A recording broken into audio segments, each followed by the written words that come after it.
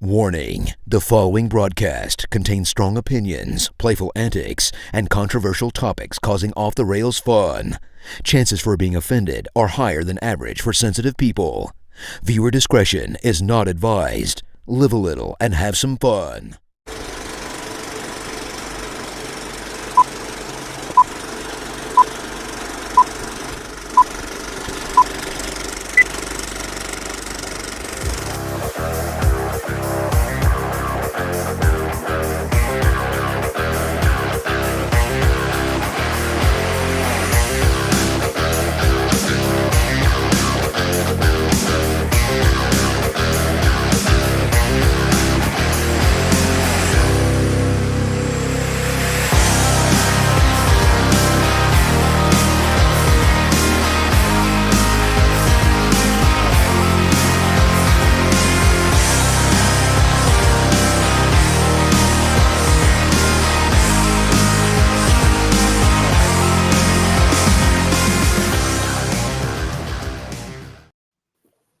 Hello, everybody. Welcome to another episode of the Coach's Box Call Like We See It podcast. It's been a couple weeks because, hey, we're on every couple weeks now. I'm Chris Miller, joined by Zach McVey and Kevin Halley. Fellas, how we doing tonight? I'm doing tired. Good. I don't have all that basketball to deal with just yet. What you talk about, Willis? What basketball? Yeah. So. Yep. Well, I take that back. I kept the book the last two nights for jamborees.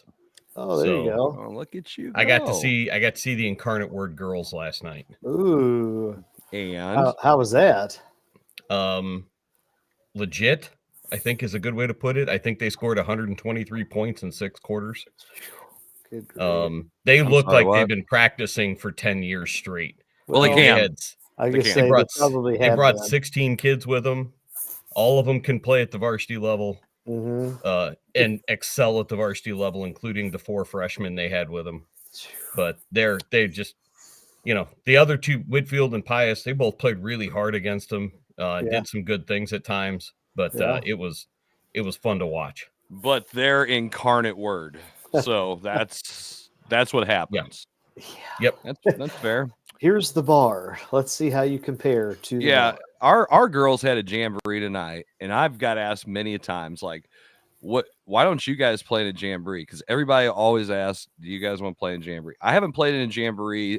I don't think I played in one in I take it back. We did my first year. At least one, yeah, because we went to Orchard Farm, I believe, and played, and it was fine. My problem is you're always trying to cram all this crap in before you have to play in your jamboree, so at least you look like you kind of know what you're doing. And the thing about girls basketball, you don't have to worry about the overlap so much of fall sports, except if your volleyball team makes the Final Four. And it's not even that bad because volleyball ends before basketball now.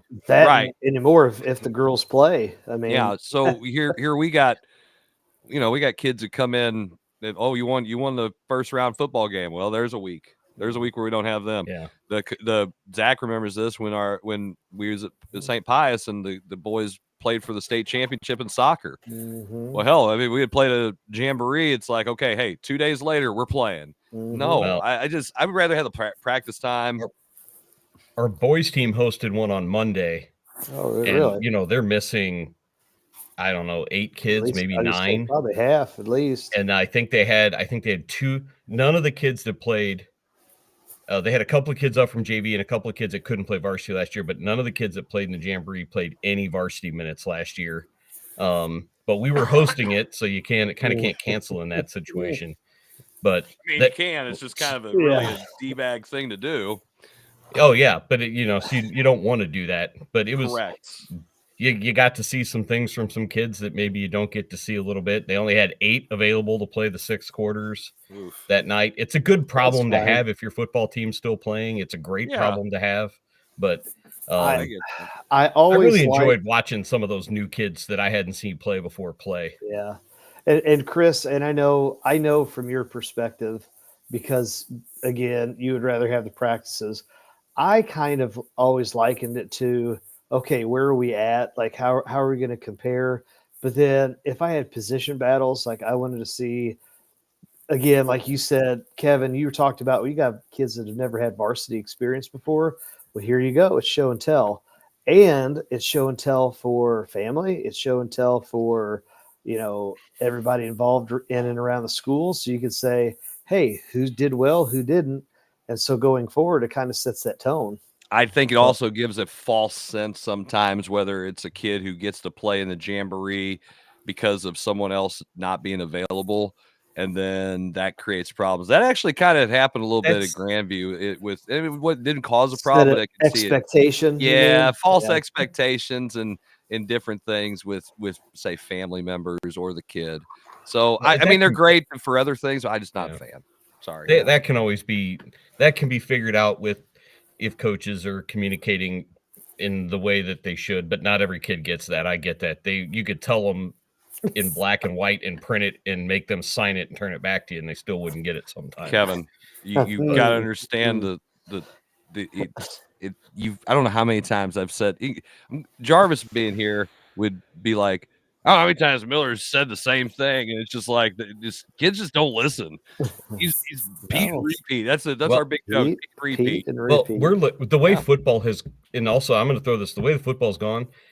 If our football team continues to win at this point, or if any football team at a small school continues to win at this point, you have to cancel games at this point. Oh, that's what Chris. We've already moved one of ours to, and it's that you're going to run out of space to move games. You're just going to end up flat canceling games, especially if they're playing football games that first weekend in December. If you play all the way to the championship game, and that's what Chris. That's what we you had come to that conclusion, and we had talked about like when we went down to Van Buren. It's like this is fun. It's an experience, and that's basically all it is. But again, if the football team's going to continue to roll, it's like, is it worth it? Again, my phrase is the juice worth the squeeze. It's kind of like, I don't know. I liken it to, that's great, but why do I want to start my year off 0-1 or 0-2 when I don't have to? Yeah. I mean, if it was just straight exhibition. Sorry, Kevin, go ahead. Why does my question, and this is we've talked about this before. Why does football season have to go so late, or why does basketball season have to start so early? There's more so than in the spring. There's way more crossover into these two seasons. But I know Chris is apparently going to act like a prophecy here, like he's been saying it for years. Like 4 freaking years. How many weeks is the football? Is it 15 or is it 16? I can't even know. 12. This is week 12. This is week 13, 14, 15. Okay, so 15 weeks. That just seems like quite a bit. Either bump it up another week in August. It's what they should be doing. Or just move. Start the winter season. The winter season's 3 weeks longer than the fall season. Start basketball season at games on December 1st instead of letting them play before Thanksgiving or whatever. The only thing that probably keeps that from happening, Kevin, is the fact that you have Thanksgiving tournaments. I'm just saying. Let them be exhibition. But no, we're now playing games the week before Thanksgiving because you can now play on that Thursday night. I don't understand why anybody would want to do that. That's the most asinine thing ever. Because somebody's trying to get what's the maximum number of games basketball can play? 26, and then they're going to try to get every single 26 games in. Kevin, they put it on the ballot to have 28. Yeah, that's somebody. absurd. They tried to get 28. It's like what are you thinking? It's like when softball. Some school plays 36 regular season softball games in 8 weeks. Okay, I would like it again. I would like to, if I have the team, if I got the dudes, or if I got the studs to play, load me up. I mean, that's the way I look at it. I would rather play as much. Now, when you're talking about playing this early, Chris, I think it goes to, we traditionally don't have bad weather, so front load the schedule as much as possible before. I'm telling you the rationale, so that way when we do have to reschedule, it's probably conference games, or we're not canceling games. No, the problem is the basketball season is too long on two sides of the calendar. On the early side, it should start a week later. On the other side, it should be shrunk a week. And I don't care. I don't care if anybody watches this and disagrees.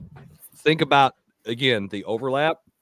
Think about the problems that you have trying to get your kids because they're still playing a fall sport. Mm-hmm. And all of the nonsense. You have 2 major holidays. You've got now more than ever. You've got mom and dad and everybody wanting to go on vacations during these times. Gosh, yeah. Everybody, well, I can't play. Well, I can't be there. Well, I can't do this and I can't do that. And I've got to go see, great Aunt Linda before she kicks the bucket. Okay, why haven't you been visiting great Aunt Linda this whole time? You just go, oh, we're going to go now. You had all summer to go because you've got this dead week and you've got this, that, or whatever. Aunt Linda wasn't dying this summer. Well, she wasn't dying then either. Come on. She's still not dying. Wow, poor Aunt Linda. Whatever. I don't have an Aunt Linda. It's like Steelers quarterback around here. Well, I mean, don't do things after midnight. Don't do things after midnight. The crazy part is just the having the sports overlap. And again, it's 90% of the gripe is with boys sports and with football and basketball. And it really sucks because wrestling starts a week later than basketball. But basketball starts a week earlier. Yeah. Men's wrestling, because girls wrestling starts the same day. Men's wrestling starts a week later. Now, the question I have is with that is we have this. The talk was trying to get where we would have girls basketball start the week earlier because of their ability to do that in comparison to guys, and then that way their seasons is different. Yeah.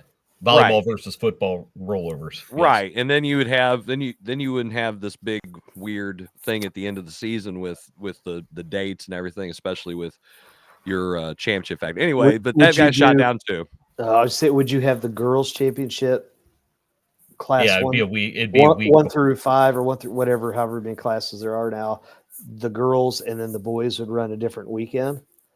You'd have them separate. You'd probably have that first, like they do in wrestling. You have girls and you do all 5 the same weekend before, and then boys would be the week after. But then that's 2 weeks at the Mizzou arena.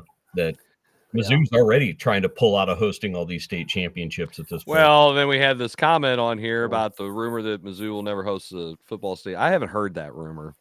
I've heard that rumor. The rumor going around is that Drink is the one that ixnayed the football championships coming back to Mizzou because he wants to be able to leave the calendar open for his facility to have a home playoff game. Well, you wouldn't have to worry about that if you backed the season up a week, and then that way you can have the field available. It just makes more sense that way. If it's not available, because if you move it back to the Thanksgiving weekend, you're dealing with that rivalry game every other year with Arkansas. Oh my God, it's always something. But that's for Saturdays. Play the games on Friday. Play the games. Play the games. Play the games on Thursday and Friday. You can't if they're going to play a game at 10:30 at night on Friday, if you're going to play, if you're going to play a state volleyball start a game at 10:30 at night, then don't tell me you care about education. Do it Thursday and Friday. Do 8, 1, and 2, and then I don't know 3, 4, 5 or whatever. Well, listen, hey guys, before we move on to the next subject here, Michigan has a lot to worry about right now because apparently the Attorney General is investigating Misha for discrimination for the board of directors based on some whistleblower emails. Did you hear that one? No. The board of directors spot is apparently the spot that this guy wanted. Is I think part of one of the Misha bylaws that they have in place is that goes to an underserved portion or underserved demographic, and the guy that wanted it was a white male, and I think they said no, you can't have that spot because it is predetermined that it must go to that. I think that's the way I read that correctly. Does that sound right? I'm not sure if it's the way it was, but yes, it was a white male. I saw that before I left practice tonight. It kind of popped up, and I'm like, what? Really? Yeah. Because when I read it, I was like, discrimination. I was, okay. I'm just thinking like, all right, it's somebody, couldn't get on the board of directors because they thought they're discriminating against minorities, which I assumed, and I'm like, oh, it was a white guy. Yes, so now there is an attorney general investigation. It was brought to the attorney general by the state auditor. So there you go. They got their hands full. Yeah. Hey, so basically, that's what I'm hearing is that's where your fees are going to go to. well, I mean, they've probably got some money in CDs. Yeah. I mean, they banked a lot of money. Yeah, well, Sure. when it's $15, this make sense. No, it's $6 live. Don't complain about it. There is money that has to be spent, Zach. Come on. Spent? Yes, Who's they have to spend the money. Who has to spend the money? I can't comment on that. Listen, I technically volleyball was 15 because you got multiple game session access. That's right. Because I had to sit through 3 volleyball games that were supposed to start before 8 before I could watch our state championship game at 10:30 at night. But with the football, it's one game, $10 plus 60 cents in fees. There you go. Yeah, now you've learned. There, got it. You just got teachered. Do we do the Austin Powers? Yay, capitalism! Is that what? All right. Well, let's go to our next topic. Speaking of capitalism, good segue. Good Talk segue. about making the money. I've never seen a bunch of people. I saw a meme the other day that says, "When I grow up, I want to be a fired SEC football coach." Right, guys. There's a bunch of dudes that have been fired, not even just in the SEC, but they have so much money in these contract buyouts that their great grandchildren, well, they're great because most of them are grandparents already. Right. They're going to be set for life unless it's a Brewster's Million situation, then they have to spend it all. But they are set for life. Guys, let's get some thoughts on this college football coaching carousel and the big paydays. There are 10 major college jobs open while the season is still going on. Zach, you need to apply. Yes. Yeah.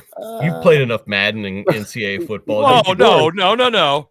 This is a two-time JCAA middle school undefeated conference champion coach you're talking to. Oh my gosh. Zach's coaching record speaks for itself. Acumen. Yeah. I mean, are you kidding me? Like what? James Franklin and Zach McVey. You can't even say Franklin's name in the sentence. No, no. I think the statue's on hold or it's on back order. It's still in one of the ships that were from COVID. Hey, years. at least you won a conference championship. He can't even win a conference championship. Come on. Yeah. Hey, you can win the big game. He cannot. That's exactly right. Yeah, you beat DeSoto probably. We'll go with that. We did. So we did. All right. Hey, you won with Brian Martinez. That is correct. Hey, good watching. Kid, man. Shout out to Brian. Hey, you hear Brian just watching in the background, just listening. He goes, "Hey, wait a minute." Yeah, man, It was fun. That was some They're fun great groups, kids, fun kids. Gosh, they're old now. We're old. Thinking about you're that. old. You're old. So we're old. So let's think about this. We're talking about these 10 major jobs. What's the best job open? Okay, describe best. What is your definition of best? Same one I had before. And I know we've talked about it, but now that there's more open, let's see if it changes. I'm talking one that's probably got the deepest pockets, the highest profile, and the best, I would say, best pipeline for recruiting. Oh, well, pipeline. That's going to be Florida. It's Florida. That's Florida. But I think when all said and done, the best job is going to be LSU in terms of immediate or the opportunity for immediate success, just because of, again, they're going to put the money in. You're always going to have those players. I think the fact that Florida has to compete with Miami, Florida State, all of the other SEC schools, they're going to take away some of that. But when you've got Texas and Louisiana as your own personal, your pipeline there, plus, good grief, guys. I mean, you go on and watch these videos of, again, I don't ever want to hear anything about college athletes not being, crying poor. You look at all of those facilities that they have. Good grief. Unbelievable. Yeah. Yeah. LSU is the best job to me because of those very reasons and the deepest pockets and probably the fan base at LSU, I think, makes that the best job. Yeah. Yeah. I mean, what's up, Jarvis? What's there up? he is. I look at it as, okay, what if you're the coach? I mean, obviously the expectation is to win, but who's the pretenders? I go back to and I look at Arkansas. I don't know if you're ever going to win there. Auburn, just because you're the state of Alabama doesn't mean that you are Alabama. And like Cam Newton doesn't have any eligibility left. So my question is not the pretenders. Who's the most delusional? There we go. That's I think it's UCLA. You think? Yeah, they think that they honestly think they can win. No, the most delusional. Yes, they think they can win. They can't win in the Pac-12. Or what's the Pac-12? Whatever. Mm-hmm. Well, it's the Mountain West plus Pac-12. The Big 20. But the Big 20, they can't win in that conference. They're garbage. I mean, Oregon State is a better job than UCLA because they have less. I can't think of the word I want to use. Less delusionness. They are who they are. And but it's LA. Okay. And we thought they were. Yeah. Okay. But who cares if it's LA? They got USC. They're just as delusional. I was going to say it has with all of these conference realignment, has West Coast ball just fallen off the map? No, because Oregon's still relevant. Okay, that's one team. You said West Coast. They're on the West Coast. Okay. I gave you your answer. One team makes it relevant? One. God dang it. That's all I needed. Hey, Boise State count as West Coast? I get it. Mountain. Hey, they're going to be Pac-12 soon. Well, there's no really. Is there still a Pac-12? There is. Yeah. Well, yes, it's two teams, but they keep adding the Mountain West in. Right. What do they call them? Pac West. Pac Mountain. Mountain Pack. There you go. Head for the mountains. Mount Pack. Yeah. Let's come up with some weird name. That's what we should do. Let's spend this whole time coming up with something stupid. The 2026 Pac-12 champion is like San Jose State or Fresno State.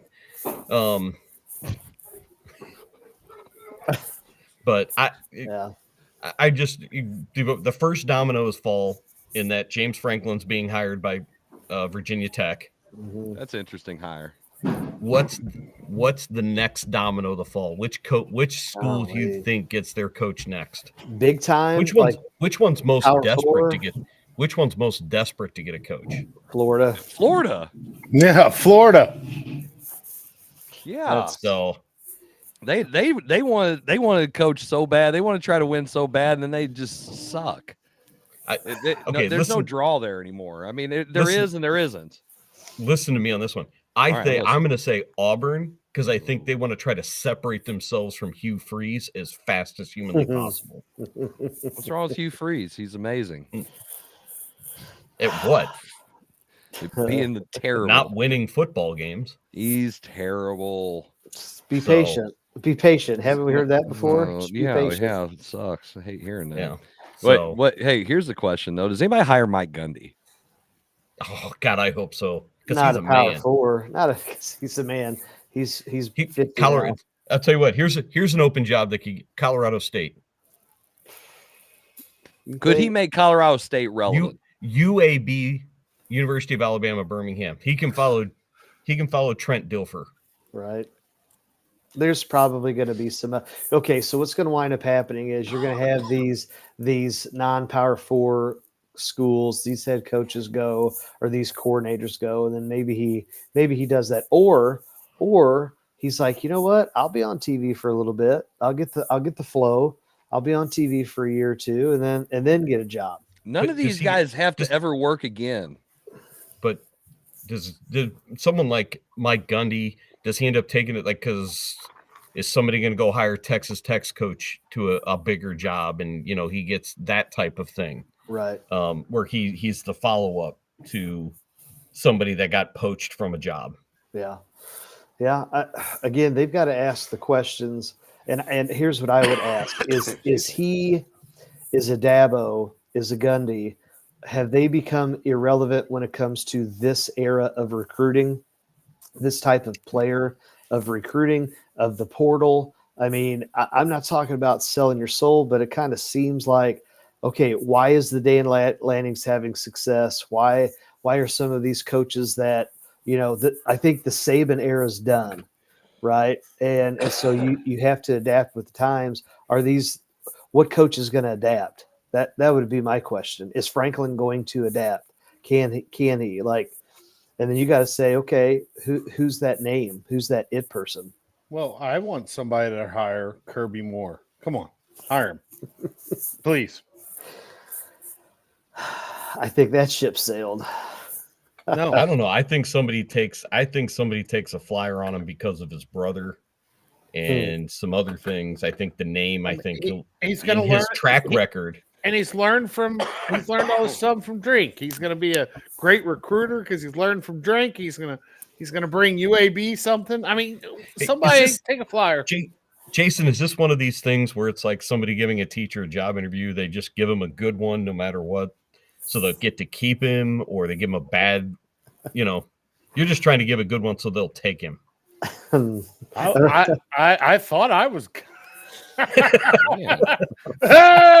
I feel like this is a personal attack on you. I know. I felt like, Kevin, that didn't work out for me, bro. Well, now you're wondering what type of job reference you got. So it's all right. I'm happy where I am.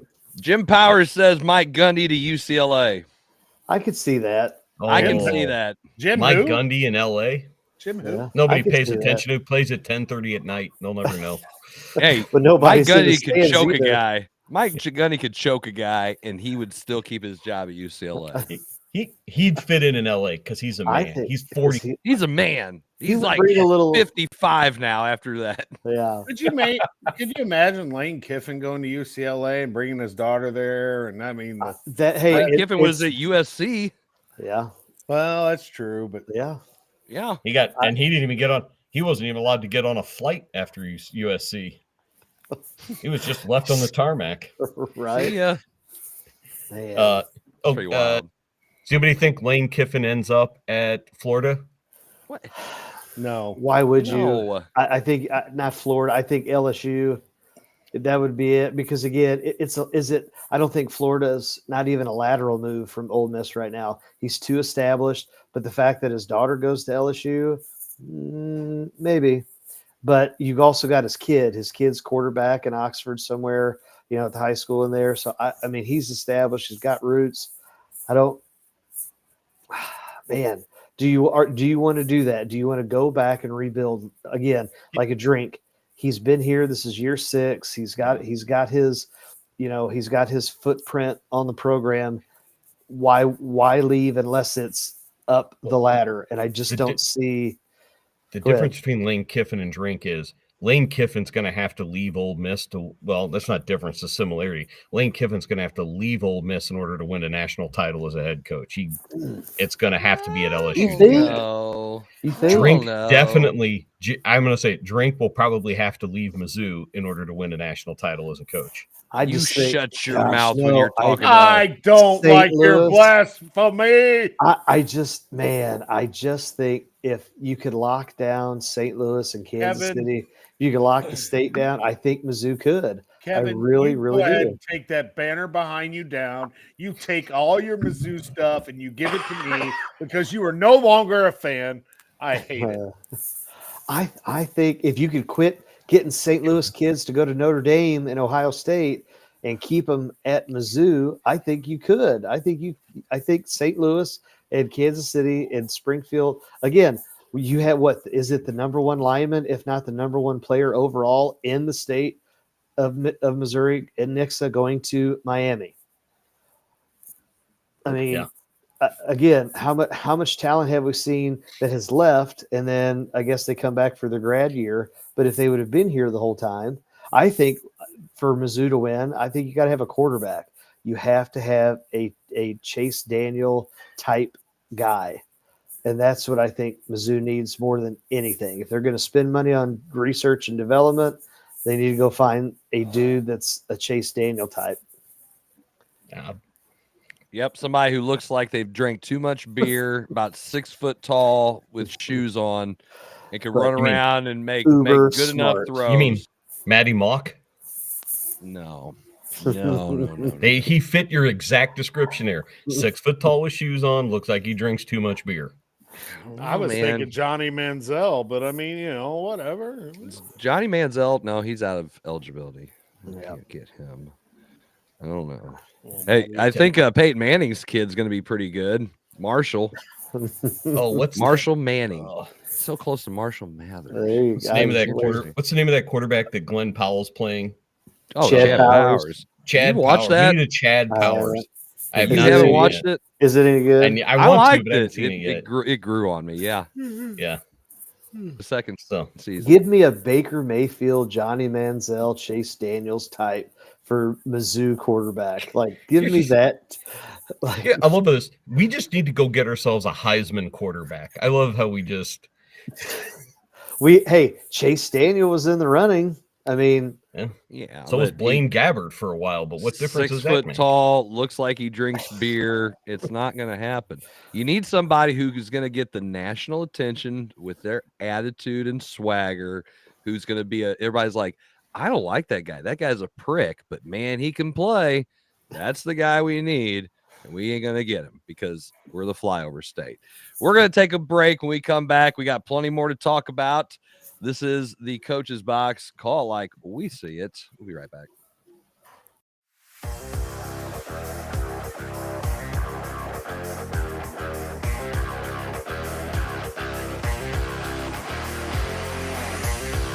I'm an overpowered leaf blower, and I'm not exactly street legal.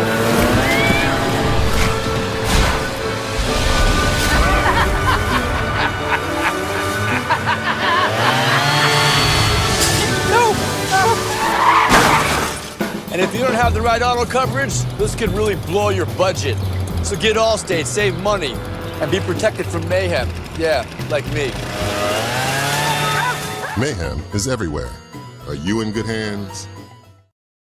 It's Between Takes with Daikin and Dave Mars. Good. All right, next set up. Hey, Dave, we got another question about energy savings. And this is a good one. Yeah, efficiency is so important. Didn't you just talk with Daikin about this? They said energy efficiency is the key to a happy marriage. She gets the temperature, I get the savings. Good to know. I'll tell them to check with their local Daikin dealer. All right, back to one.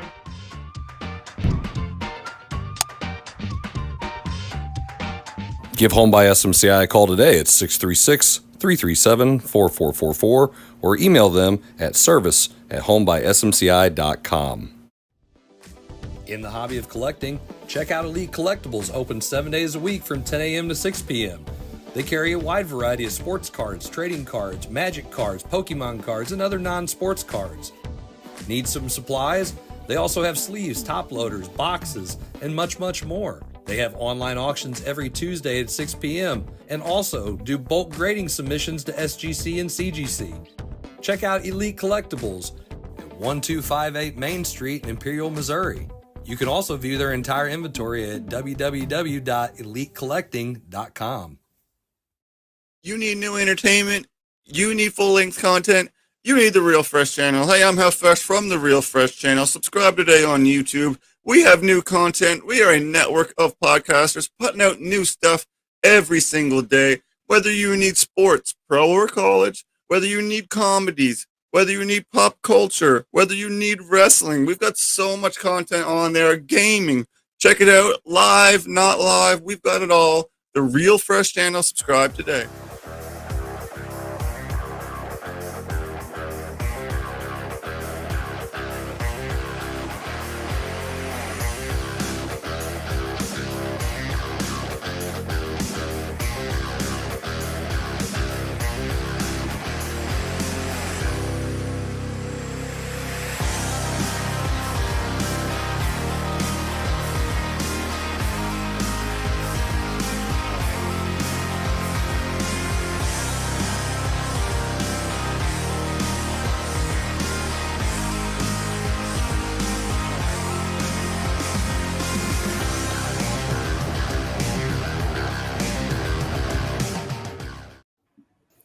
Hello, everybody. Welcome back to the Coach's Box. Call Like We See It podcast, like the 249th episode of the show. One more episode will be 250. Been a long That's time. A math teacher right there. I know, right? Is Easy the math. answer A, B, C, or D? Just reminds me of the time I walked in and saw special education classes whenever I was in high school, and the teacher was reading the test to the students, and I go, damn, I wish I was sped right now. That would be a lot easier. This ain't the type of special my However, family said I was. That's not how things are done.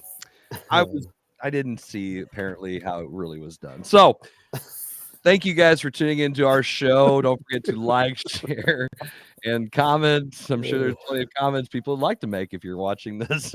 But we do appreciate you guys tuning in, all for the big fat price of $0. Kevin, Jarvis, I would say Zach, but Zach absolutely hates hockey and doesn't know anything about it. I just know that we all talked about, or you all talked about how good the Blues were supposed to be, and I don't know. I mean, do they need a new voice? Because this would be like the third voice in half a year. So, like, what's the deal? They need new players. That's what they need. Yes. They need the players that they paid serious money to start performing like they should be paid serious money. Pavel Buchnevich. Gosh, it's terrible. He's so bad. He does not have a single 5-on-5 goal or a single primary assist 5-on-5 this year. That's bad. That's all. He's about to be healthy scratched. He should be. 9 losses. That's not good. He's taking like $8 or $9 million a year. Yeah, he's taking up a lot of the cap. Yeah, in hockey, he's taken up a huge majority of what the cap would be for a player that's producing at his level. So is this bad? Is this bad scouting? Is this lack of development? Is this we got it wrong? What? This is apathy. This is I got my $8 million a year. They got to pay me my $8 million a year. Whether I'm sitting in the press box, whether I'm sitting in the press box or not, I'm getting paid $8 million a year.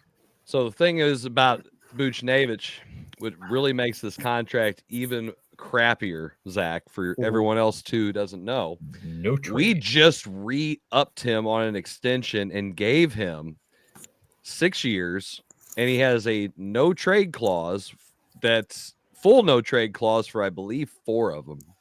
Yeah. And 2 partial no trade clauses the last 2 years. We can't get rid of him unless he wants to go somewhere. Unless we buy out his contract and eat a percentage of it every single year that goes against the cap. At this point, I don't know if that's such a bad idea. Do you think he would care? Would he be like, okay, I'll waive my no trade so I can go somewhere and win? I've got my money. I'm going to get paid. I don't think he cares about winning because you can see that right now. He just wants his money. How does this happen? How do you get to that level, and then you just stop caring about winning? Like 8 million reasons a year why. I mean, that's usually what happens. If somebody paid me $8 million a year and they had to pay me no matter what I did, I don't think I'd give a crap. Oh my gosh, you mean the network's not working at St. Pius? Oh, that's terrible. Hang on, let me put my shoes on. Give me my money. Take my oh, you're in a hurry? You need this done now? Yeah, about that. We're trying to play Blook-It here. We're trying to play Quiz It Live. Let's go. Yeah, I'm over here not caring about anything. I'm still in a robe that I put on this morning. Hey, if I'm getting paid $8 million a year, you wouldn't even be able to find me on campus. Well, right now we can't find Pavel Buchnevich, and he's on the team. He's the worst part is they keep strutting him out there for power plays and things like that. That's where all of his points have come off the power play. I was like, he needs a stint on the PK, taking shots to the shins for a while until he can get it figured out. That won't do it, but he's not really the only problem. The fact that they can't defend in front of the net because everybody plays like Jane. And the goalkeepers have decided that, they want to use their daughter's glove instead of a regular hockey mitt to try to save pucks. It's just nothing's going right at the moment. Everything's bad. Yeah. We got goalkeepers trying to steal very important pucks by shoving them in their pants. God, that was so bad. They talk about a bad look. It's just, what are we doing? Bennington has a 3.3 goals allowed average right now. He's got an 87 save percentage. Zach, that's really bad. That's like hitting. I was gonna say it sounds like a 70 fielding percentage. Like that's no bueno. Yeah, I got some buddies that they follow hockey. One of my buddies, Matt Schultz, he's followed hockey for a long time, and he's been with. I'm in a group text with a bunch of them, and he's been harping on it for a year, and the whole start of this year, he thinks we have too many overpaid players that just aren't playing to their contracts, and we've paid them, like you said, like Buchnevich and a few of these other guys, and we can't do anything with them. We can't move them, and we're stuck. I mean, you got people like not just Pavel. You got Parayko, you got Shin, Falk, Fowler, Krug. You got all these people on your payroll that just aren't. Well, Krug's money doesn't count because he's IR. He so is that long-term injury reserve, but the rest of them. How many years have they been playing? Would they be considered older, or so are they in baseball terms, like your first contract, you get the rookie deal. Then you have your arbitration years, which are those restricted free agent possibilities, and you usually sign like a smaller deal, 1 or 2 years, and then you get your big deal. This Robert Thomas, Jordan Kyrou, Colton Parayko, Pavel Buchnevich ×2 because he's gotten an extension. Kyrou, Thomas, Buchnevich, Parayko, all full. They're full no trade clauses. And why did we do that? Why? They thought they were going to be better. Well, so I mean, Kyrou's, the upside. Go ahead. Go ahead. Sorry. No, the upside for Robert Thomas and Jordan Kyrou when they were younger was like, oh my gosh, these guys are like, we can't let these guys go. Well, they're still not very old. 26 and 27 is not. Yeah, but right now we're Robert Thomas is probably at best a second line center who's not ever going to shoot the puck whenever he needs to. He's going to pass. He's a pass first guy. I think he should shoot the puck a hell of a lot more than what he does. Kyrou is terrible at defending, forecheck, anything besides skating really fast and scoring in games when it doesn't matter. And both of them guys are signed for 6 more years. They're 27 and 26. Oh, and did I mention that Robert Thomas he might actually be made of glass?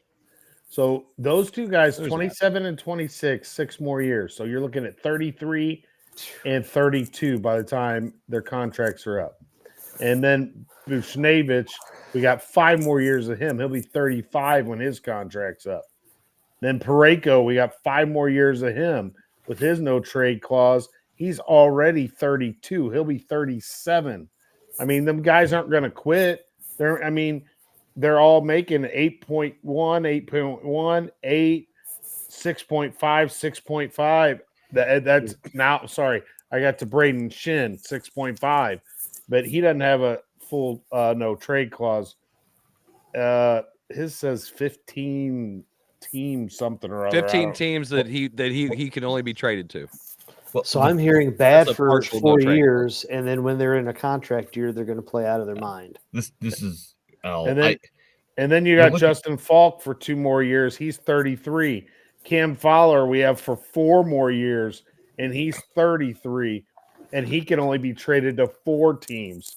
You have Bennington, who's 32. We have him for 2 more years. He's willing to go to 14 teams, and then Krug, it doesn't matter, but we do have him for 2 more years, but he doesn't count. Yeah, it's The really bad part about this is when you look at it is there are only 4 unrestricted free agents that come off the books after this year. And it's guys like Matthew Joseph, Toropchenko, Oscar Sundquist, who I'd actually wouldn't mind keeping around. Yeah. And then Hunter Skinner. So that's all the money that will definitely come off. You have some restricted free agents and Dylan Holloway, who I think you want to try to sign, but not if you're going to have to pay him $6 million a year. Texier, Broberg, hey, and Texier Matt is a Kessel. guy I don't know if I'd keep Texier. He's been a healthy scratch a lot. But what I'm saying is you're looking at a lot of guys that make $2 million a year coming off the books, and you got these guys making 8 that don't come off for another 6 years. Well, and we're not freeing up some. Armstrong is basically like, sorry, Steen, your issue now. And I'm texting with Matt right now, and he said, Jug, which one of those players would you say are worth their contract? He said, I only say 3. Thomas, Parayko, and Benny. That's it. He said the rest of them aren't playing with their contract. I mean, Thomas go ahead. You're going to have to pay some guys. I mean, you're not going to get you're not going to fill a roster with a bunch of guys that are making $2 million a year and get anything out of it. You're going to have some guys that make $6, $7, $8 million a year. The Buchnevich contract, you're not getting anything out of it whatsoever. At least you're getting some things out of Thomas. I don't think you're getting the Kyrou contract out of it. And those are the two I think need to be moved the most in Buchnevich and Kyrou. And the problem is you really can't, because they hold all the leverage as to who they can go to, and the team can't get anything in return for it. And then the other part is that other team has to want them. Yes. So when it's like, again, when I heard this the other day, it's like everybody in St. Louis wants everybody to be traded. And it's like, well, good, we're just done with them. Like, when they're not performing, you get pennies on the dollar in return for these guys. The only thing that would come from moving a Buchnevich right now for, some extra hockey pucks and some bag of baseballs, backup goalie equipment or something would be, you don't have to pay him $8 million. That's okay. Part of me was be like, okay, do that, because could you not go miracle style and say we're just going to have a bunch of young dudes? We're never going to. We might have 2 guys that we're willing to pay plus a goalie, and say we're going to go all young until their first contract, and then this is the breeding ground. St. Louis is going to be the breeding ground for you, and then you go get your money someplace else. Is that possible? Yeah, but you're going to have a fan base. You're going to alienate a fan base by not attempting to win. But I'm going to say I want to get hungry individuals that obviously care about getting money or winning, so therefore they are going to play well. That's my philosophy, rather than, hey, we got all these dudes now and they're not playing in their contract. I would love to see one of those guys traded and Dvorsky get a full-time shot. Yes, but there's nothing that says Dvorsky isn't the next Buchnevich. Well, yeah, I think we've seen enough of Buchnevich to know who he is. This is it.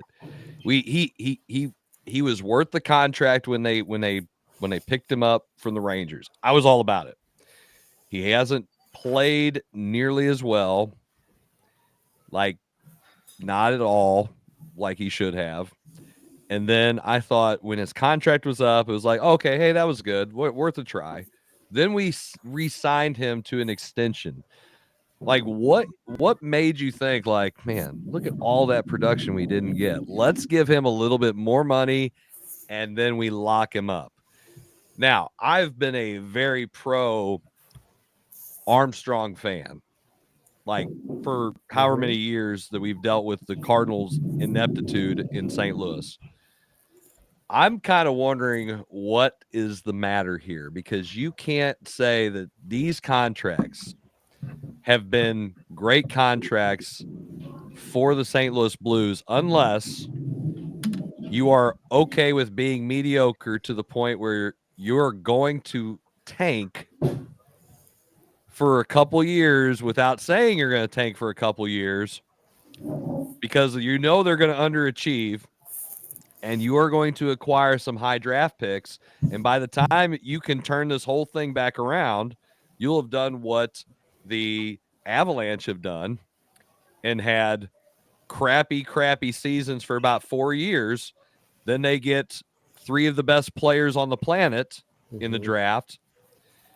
And then they're relevant again, win a cup.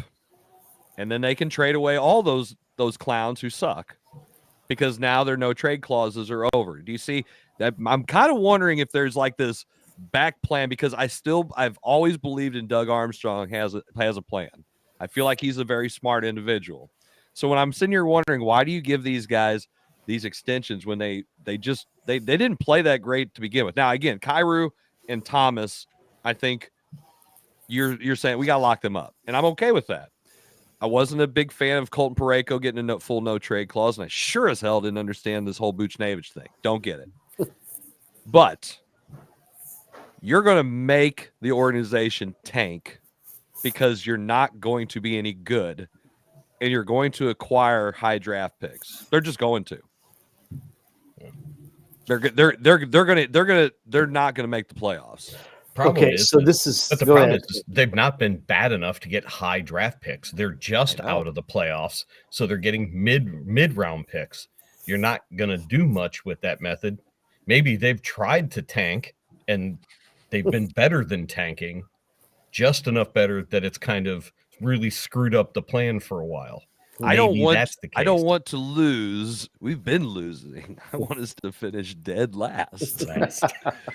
By the way, at Deer Camp, I watched Major League. We had a TV we hooked up to the generator with a DVD player, and we sat outside by the fire, and we watched Caddyshack, Major League, Stripes. Oh, good movie. Blazing Saddles. Oh, yeah. I mean, classics. And then it's like, this was great. It was a good time. Anyway, but Major League, definitely on my mind there. I don't know. I don't understand it, and it's really frustrating as a fan. By the way, though, I noticed I was talking with Coach K the other night, and I said, "Oh man, the Blues and the Leaves, they're tied at 2 in third period." He's like, "Blues are pretty bad this year." I said, "Yeah." I pulled out the Kalshi app, and I went ahead and I put $5 on Toronto to win. If I won at that point, I'd made $10. I look at my phone later, and I go, "Oh look, I just made $10." Mm-hmm. He's like, "You're betting against the Blues, don't you?" I said, "Yeah, I don't know how much money I've made betting against the Blues on this app, especially when the game is tied." I just said, sorry. That's the way it is. Now, and aside from it, players haven't performed. You can talk about this, but other players haven't performed very well. No. Neither of the goalkeepers have been very good at all. Hofer's been terrible. So should you have traded Bennington years ago? Because they won in 19. I don't know that you can do that after the Stanley Cup year type of thing. I think you couldn't have done it at that point before when his contract was. You'd have been Armstrong probably would have been. You just couldn't do it at that point because Bennington was the hero of that. Yeah, no way you could have done it. I mean, but like within the last 2 years, because it's been what? This is year 7. This is year 7 since the Stanley Cup. 6 or 7. But when you 6 or 7. When you had the opportunity to trade him, it was still too close to that, and there wasn't enough separation of it. And how good have they been since the Cup? They were better in the years right after the Cup than they were now. Okay, the bubble happened and really screwed things up, I think. Stupid COVID. But you're looking at some players that just defensively, and we've said this, I think, before the season, they're just not very tough defensively. I don't think. I thought that was the whole point. They changed. That was the whole thing because you guys said no. They got like big, tall, strong guys now. Yeah, they're in the third pair or sitting up in the press box because they have all these other guys that they paid. That's if they would have gotten a chance to play. What we need is a season-ending hamstring pull for Justin Falk, and I think we'll be fine. He's terrible. But it's Cam Fowler's 33. They don't. Parayko's a 6'5" guy that plays like he's 5'8". They don't get enough out of it. There's only 2 guys that have a plus minus that are positive. 2. Robert Thomas is 1, and Hunter Skinner, who's played 1 game. Yeah. And he's the guy they got in the trade for, I can't remember who they picked him up with, but. Well, either way, it's frustrating because now it's like, does St. Louis have any sports that's any good? Even the soccer team, which I don't follow, not exactly having the best of seasons, are they? No, they've been the season's over. Okay, so well, there you go. So you didn't even know it. Yeah, no, but they got uniforms. They play in the snow. They haven't played in like a month and a half. They haven't changed it. They'll be playing in the snow next year because they changed the calendar to match the world calendar. So now their season will run from July to May. I don't even know if that's important or not. To me, it is. To you guys, it's not. I don't know what that means. It's a terrible sport. It is what it is. I will say this. I'm kind of curious to see which St. Louis sports team turns it around first.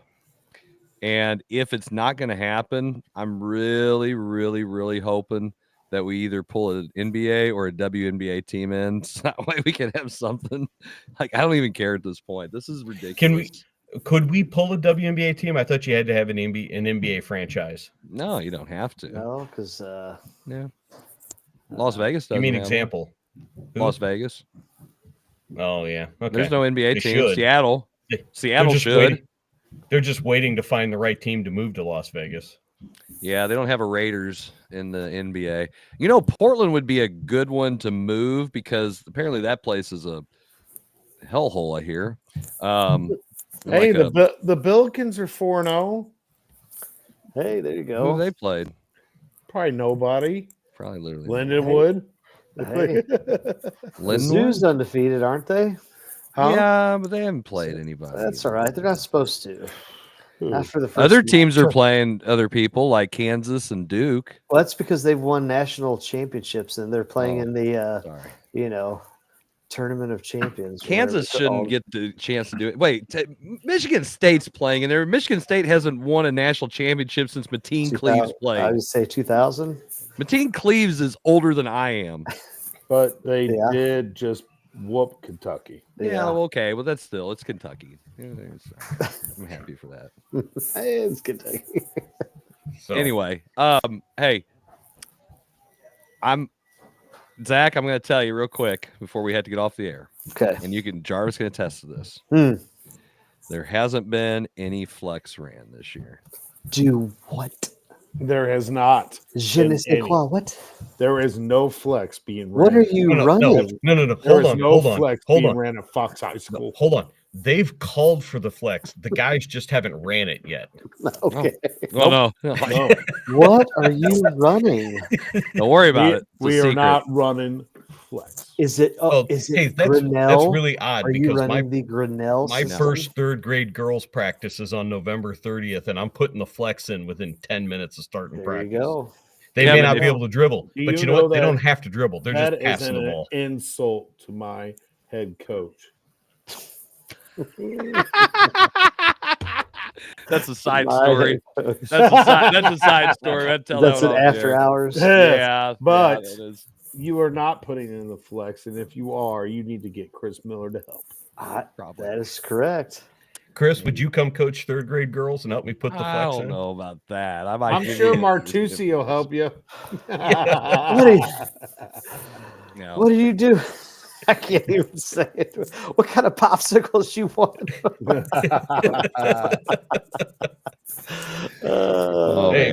Hey, one more thing before we get off the air. Just say a quick congratulations and good luck to both Festus High School's football team and Pius's football team as they play in state quarterfinals this weekend. Good luck. Yeah, that's first time in school history for Pius to make it this far in the state tournament. So no, I thought Jordan's group. That was when they were in sectionals. They weren't in quarterfinals. Yeah, now you can win your district, and you're like right there. I thought they were. I thought they were only one game away from the dome because they had T-shirts because it was Pius that they were thinking they were going to play. They didn't get. They ended up they won their district in '99, and they ended up playing Lutheran North in the sectional and lost by a touchdown or something. Fastest Tigers got a nice path again this year too. They'd have Kearney next weekend. Yeah. They got Kearney next, Kearney. Yeah, but Kearney. They had another nice not like small the final like circus four. people. Again, no, the whole city. Misha moved the rubber band. Because they looked at it. They flipped the bracket. The rubber band's got a little bit bigger. Yes, well, if you know anything, this, what will they be? It won't be the final four yet. This is quarterfinals. Next week was our semifinals. Yeah, next week would be the final four. Speak real quick. If they win this week against Sullivan, they'll be in the final four. Correct. Yeah. I said they had a good path to the final four again. Since they made it to the championship last year, I made the assumption that you were saying. No. I knew they would have to play Kearney if they're Kearney. No, they're Kearney. Get it right. Jeez. Speaking of bad rubber band movements by Misha, Bismarck and Winona played for the Class 1 state championship, and they're not too daggum far apart from each other. Somehow that rubber band got moved from Winona over to the other side of the state, and they had to do this whole wheel around and then play a school that was probably about, I would say, maybe an hour tops away from, say an hour and a half by the curvy roads. And they all had to drive to St. Joseph to play. Yeah, maybe there's a detour. I mean, there's a lot of there's a lot of construction going on in Missouri. If you didn't know. No straight line drive, nothing like that. You had to go probably a train track. They had to sit and wait for an hour or so for the train Absolutely to not. go. Definitely Bismarck. Or a one lane. Like barely can fit your truck in there. And then there's a dead deer that's laying right there next to the median that you almost hit every time you drive up Highway 55 in Festus. And deer is still there. It's been there for 4 weeks. Was there farm equipment crossing? Is that what it is? No, I'm just saying. You get stuck behind the farm equipment. That's what I'm saying. Yeah. Dylan's drive from Columbia to here is nothing but construction. I know. 70, we did that and then at Wentzville and 40 and 70 is nothing but it's a job security. Hey, I'll give a quick shout out. So Carson Draymire Festus set the all-time Gans Creek course record for Misha in all classes. I think it was 1449. And then this past Saturday ran in Indiana, qualified for nationals, and then broke his PR by like another 10 seconds or so. So he's flat out getting with it. I mean, he's an absolute stud. Mm-hmm. Yeah. Reminds me of my days running cross country. Running to the fridge, be about it. All right. Well, that was another episode of the Coach's Box. Gentlemen, thank you for joining tonight. This is fun. It's always fun. Mm-hmm. Tune in next time for a brand new episode. We will see you in a couple of weeks as we're getting ready to go into December. Should be lots of fun. Have a good Thanksgiving. Yes, we won't see you for Thanksgiving. So everybody have. Hey, and our next episode's 250. Yeah, 250. Yep, 250. 250. Isn't that crazy? It is wild. Absolutely off the hook. Wild. So for all of the guys here, you guys have a great night. Thank you for joining us. Good night and God bless.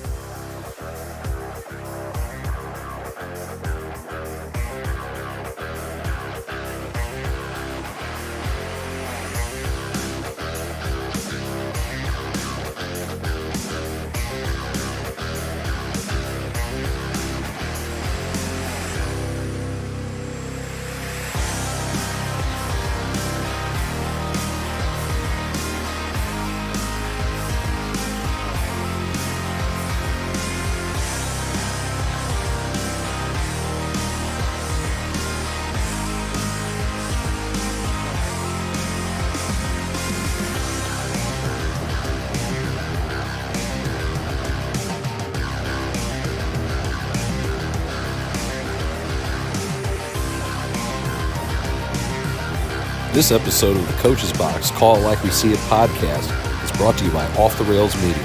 Life's more fun when you're off the rails.